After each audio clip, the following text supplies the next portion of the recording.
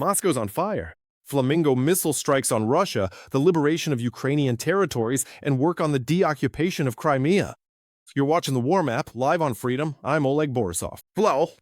And we'll start with a successful strike by the Ukrainian Defense Forces on the SAVASLEYKA airfield and a Flamingo missile attack on Samara. The SAVASLEYKA airfield is used as a base for MiG-31 fighter jets, which are carriers of Kinzhal missiles. It was successfully struck by Ukrainian drones, and in Samara, Flamingo missiles hit the Progress Rocket and Space Center. It is one of the key enterprises of the Russian rocket and space industry. What is important is that these facilities are located deep within Russian territory, 700 and 900 kilometers away respectively, which confirms the successful application of long-range sanctions against Russia.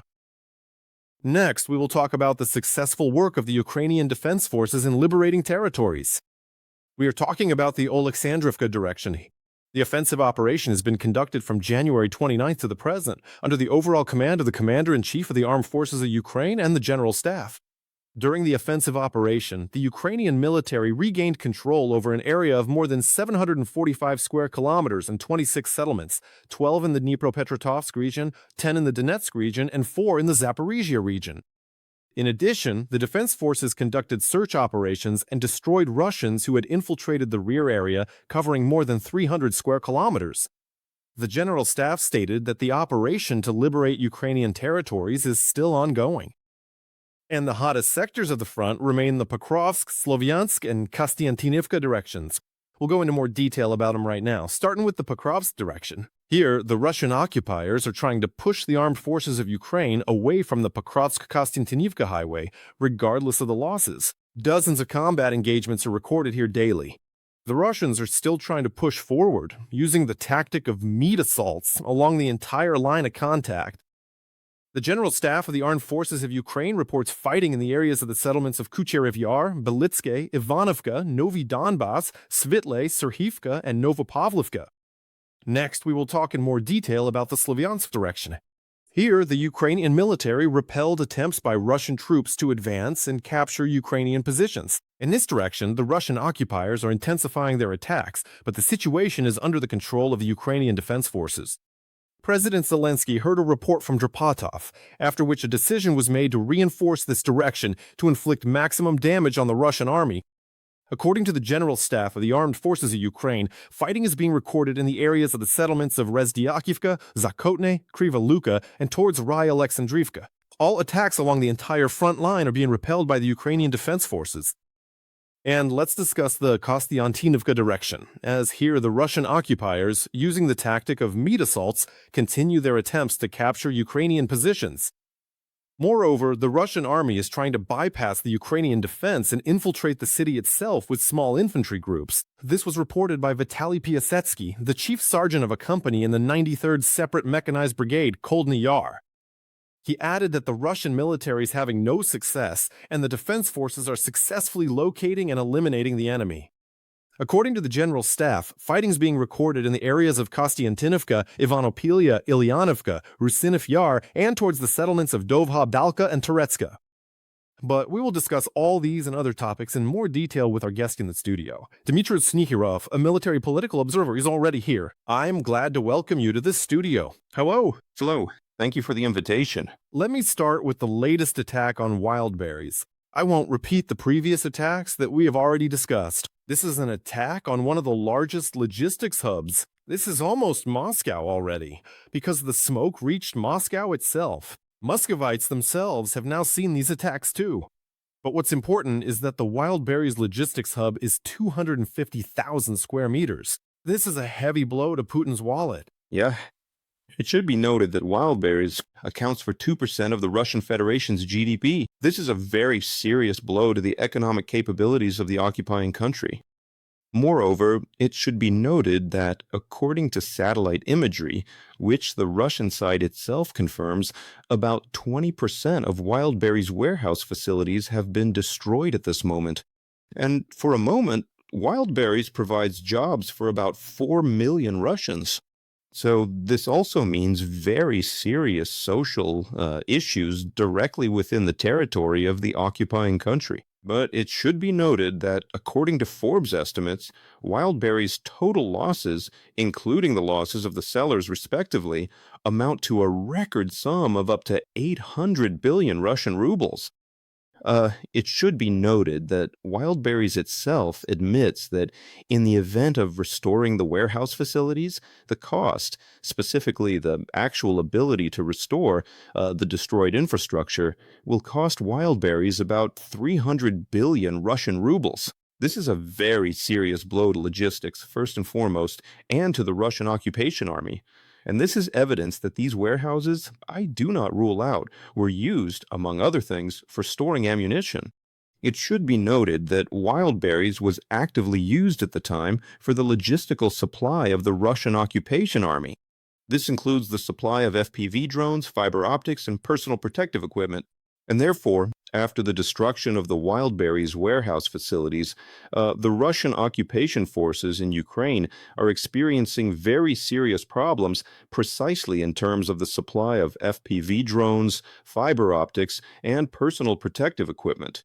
Russian public channels and so-called Z-war correspondents are forced to admit that they are currently trying to minimize logistical losses and work out alternative supply routes for material and technical support for the Russian troops. In other words, as we can see, this is a comprehensive strike by the Ukrainian side, a strike on the economy, a strike on jobs, a strike on, accordingly, the budget of the Russian Federation, and, well, on the logistical capabilities of the Russian occupation army. I would also like to discuss an important point with you, that is the attacks on Russian territory, the so-called deep strikes. President Zelensky confirmed that Flamingo missiles also flew into Russia, by the way, just like they were coming home, and the SAVASLEYKA airfield was also attacked. This is a very important airfield. It is located, first of all, what is worth noting, 700 kilometers from the border with Ukraine. And second, this is the very airfield from which those MiGs take off, the ones that carry out attacks with Kinzels. To what extent have these strategic airfields in Russia now come under the clear target of Ukrainian drones and missiles? First and foremost, it should be noted that, as you rightly pointed out, these are strategic facilities, and accordingly, they should have been covered by air defense systems. But as we can see, the Russian air defense system proved to be absolutely ineffective at the moment of repelling the missile attack by the Ukrainian Defense Forces. Moreover, I would note that the Russians themselves admit the fact that during the missile attack, 4 MiG-31s were urgently scrambled and relocated to the rear areas of the Russian Federation, specifically to airfields in Tatarstan, in order to avoid the destruction of the Russian Federation's expensive aircraft. This is quite remarkable. And it should be noted that despite the distance of 700 kilometers, Ukrainian strike assets were able to cover this distance without any problems. Moreover, objective control data indicates serious destruction at the SAVASLEYKA airfield. Furthermore, it is worth noting the reaction of the Russian side itself to the successful nature of the Ukrainian attack.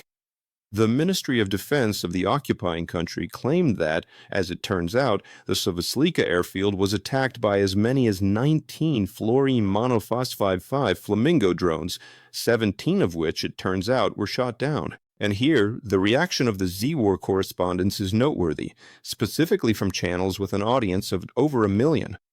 Objectively speaking, this statement raises, to put it mildly, skepticism, since the enemy themselves indicated a launch of 5 missiles. And all previous launches of the fluorine monophosphide 5 Flamingo did not exceed 5 or 6 missiles in quantity. A second channel reports even more, well, emotionally, about these discrepancies in the official statement from the Ministry of Defense of the Russian Federation. They should have written 57 Flamingos shot down. Why spare them? That is, even among the Z-War correspondents themselves, such bravado-filled reports from the Ministry of Defense of the Russian Federation caused the most serious skepticism. Allow me to add. Here's the first source. Yes, the official one supposedly said that 17 missiles were shot down, but they are digging their own grave right there, shooting themselves in the knee. After all, the Russian Ministry of Defense itself claimed that as a result of ballistic attacks on the territory of Ukraine, all factories producing Flamingo missiles were destroyed. And then, after some time, they claimed that 17 missiles were shot down. So is the Ministry of Defense lying about destroying certain factories in Ukraine? Absolutely. Moreover, notice that if the Russian side previously reported the launch of 5 missiles, well, now we're talking about the launch of 19 missiles.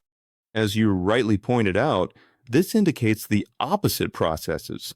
That is, the scaling up of the production of ballistic strike weapons. And most importantly, note the statement by the head of Foreign Point that closer to autumn, the number of strikes on the territory of the Russian Federation will be increased. And as we can see, this is already being confirmed by objective control data. The Flamingo strike on the ballistic missile manufacturing plant on Russian territory, that is, Kirov, and accordingly the strike on the SAVASLEYKA airfield. This testifies to the scaling up of the capabilities of the Ukrainian defense industry, and not the other way around. And this testifies to yet another, to put it mildly, untruthful piece of information from the Russian Ministry of Defense about the complete destruction of the Ukrainian defense industry. Another important point. Let's talk now about the temporarily occupied territories of Ukraine, because mid-range strikes are already working here. Despite the fact that the Russian occupiers are doing everything to protect Crimea, Crimea's logistics are under control. I've illustrated the situation a bit, for clarity, showing which roads are controlled by the Ukrainian Defense Forces. Air control, I mean. Mariupol, Volnovakha, Tomak, Melitopol, Kherson, Henichesk, Chongar, all the entry points to Crimea, they, as we know, are all under the control of the Ukrainian Defense Forces. I mean, air control. And the bridges to Chongar, and in general, practically all of them are destroyed. By the way, this is video confirmation from a Signum of exactly how logistics are being destroyed, and we can see that only semi-trucks are driving on these routes. To what extent does this disrupt the Russians' plans for military buildup and military potential? Specifically, the threat, from the temporarily occupied territories, in turn, in this context, from Crimea. It has already seriously disrupted the capabilities of the Russian occupation army.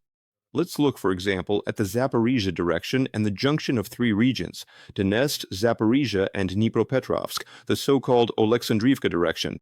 If previously, in this direction, the enemy's fire damage ratio was 2.5 to 1, which allowed for tactical successes up to a certain point, now, after the logistical lockdown, the fire damage ratio, according to the Russian side's own data, has dropped to 1.5, 1.2 to 1, and all of this is precisely what created the prerequisites for the Ukrainian counteroffensive and the deoccupation of, attention Russian TV viewers, 750 square kilometers of Ukrainian territory.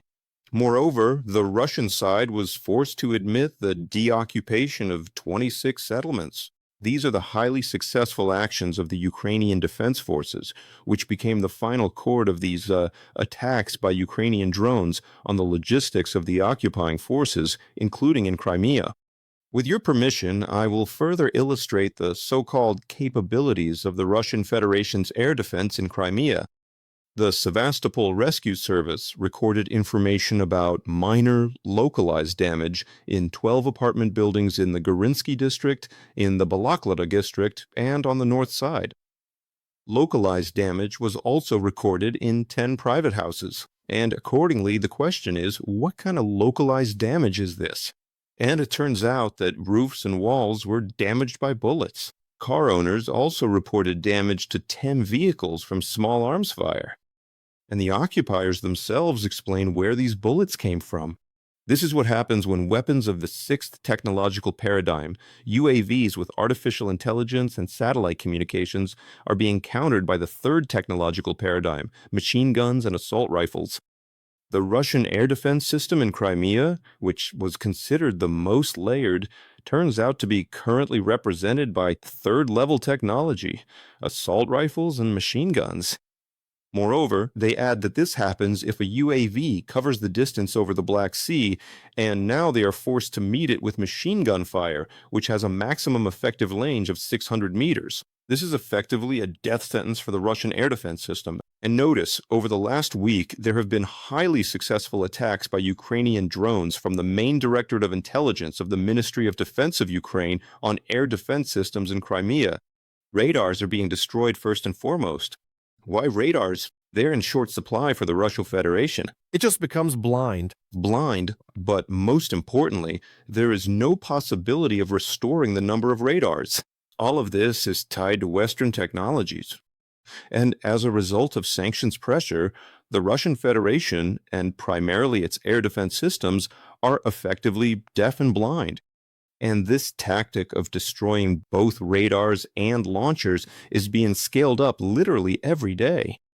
This is a very interesting fact because there is a very strategic connection here.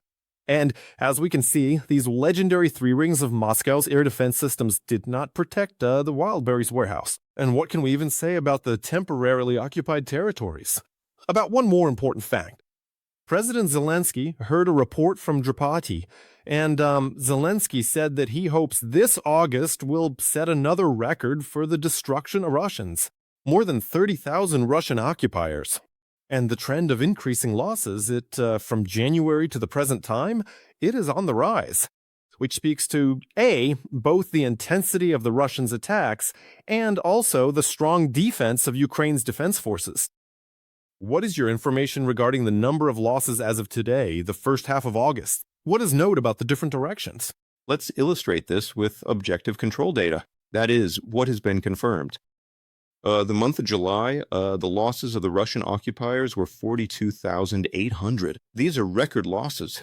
If previously losses were recorded at the level of 37,000, then now it's practically 43,000. For the first 15 days of August, the losses of the Russian side, which are confirmed by the Russians themselves, are already around 19,000. That's 15 days. So we can say that August will be no less problematic in terms of personnel losses for the Russian occupation army, at least up to 40,000. And mind you, up to 75% of the losses of the Russian occupation army, this is due to the tactics of the Ukrainian Defense Forces, the use of FPV drones. Moreover, I will note that the width of the kill zones is currently up to 40 kilometers. The increase in the number of losses of the Russian occupation army is facilitated by the fact that, at the moment, there is practically no fire support, nor, accordingly, support from armored vehicles. The Ukrainian Defense Forces destroy it on the approaches, even before it reaches the Defense Forces positions. I'll remind you of that meat assault in the Pokrovsk direction, when they tried to use a large amount of armored vehicles and personnel. 9 tanks were destroyed on the approaches to the positions. Up to 20 units of armored vehicles were destroyed even at the moment the column was forming. Moreover, the occupiers themselves admit that personnel losses just during this meat assault were between 150 and 200. And after that, there were personnel decisions made in the general staff of the Russian Federation, which indicated that the tactic of meat assaults had completely failed to justify itself. And the occupiers' attempts to use the so-called infiltration tactic are being destroyed by the defense forces of Ukraine through an increase in A, the number of UAV operator units, and B, the scaling of both strike assets such as aerial FPV drones and, accordingly, ground-based robotic systems. Regarding small infantry groups, groups of 20, 30 people, how much of a good role can Ukrainian ballistics play here? I don't know if it's correct to call it small ballistics, the kind that flies, for 100, 200 kilometers, which is precisely capable of destroying manpower in maximum concentrations. To what extent can this also help to contain the Russian offensive? Seriously, we are talking about strikes on locations of permanent and temporary deployment of personnel. Moreover, this has already been demonstrated more than once. A ballistic strike on points of permanent deployment of personnel in rear areas, the operational rears of the Russian occupation army, this, as a rule, means losses of 200 or more people at once.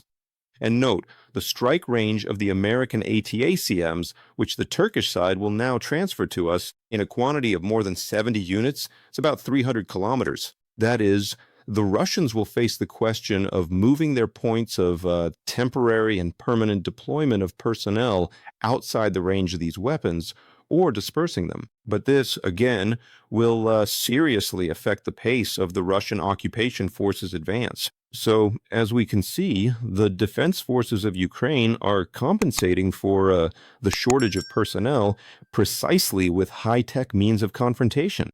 This includes, accordingly, UAVs, cruise and ballistic missiles, and ground-based robotic systems. Thank you very much, Dmitry, for finding the time to join our broadcast. A reminder, Dmytro Snegiryov, a military and political observer, was with us in this studio. Well, I will remind you that you can find absolutely all the information from the front, news from Ukraine and the world, on our YouTube channel Freedom and Telegram channel Freedom. Absolutely, all the important news for you in a convenient format. Thanks for your trust and see you later.